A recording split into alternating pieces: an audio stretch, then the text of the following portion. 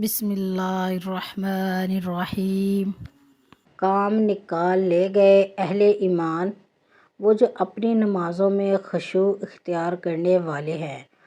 اور جو لغو باتوں سے اعراض کرنے والے ہیں، اور وہ جو ہر دم اپنے تزکیے کی طرف متوجہ رہنے والے ہیں اور جو اپنی شرمگاہوں کی حفاظت کرنے والے ہیں سوائے اپنی بیویوں یا اپنی لونڈیوں کے، تو ایسے لوگوں پر کوئی ملامت نہیں۔ تو جو کوئی بھی اس کے علاوہ کچھ چاہے گا تو ایسے لوگ ہی حد سے بڑھنے والے ہیں، اور وہ جو اپنی امانتوں اور اپنے عہد کی حفاظت کرنے والے ہیں اور وہ جو اپنی نمازوں کی پوری محافظت کرتے ہیں، یہی لوگ ہیں جو وارث ہوں گے۔ وہ وارث ہوں گے ٹھنڈی چھاؤں والے باغات کے، اس میں وہ ہمیشہ ہمیشہ رہیں گے۔ ہم نے پیدا کیا انسان کو مٹی سے، پھر ہم نے اسے بوند کی شکل میں ایک محفوظ ٹھکانے میں رکھا، پھر ہم نے اس نطفہ کو علقہ کی شکل دے دی، پھر علقہ کو ہم نے گوشت کا لوتھڑا بنا دیا،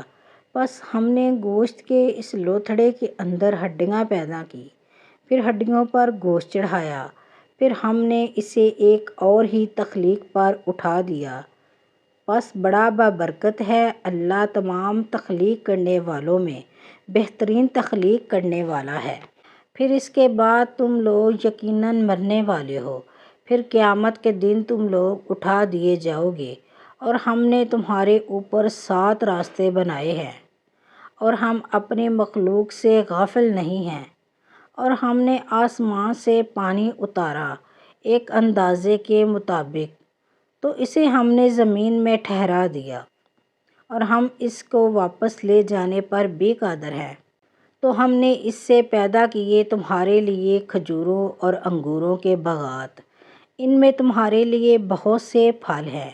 اور ان میں سے تم کھاتے ہو، اور وہ درخت بھی ہم نے پیدا کیا جو سینا پہاڑ سے نکلتا ہے،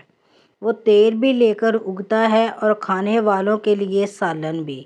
اور یقیناً تمہارے لیے ان چوپایوں میں بھی عبرت کا سامان ہے۔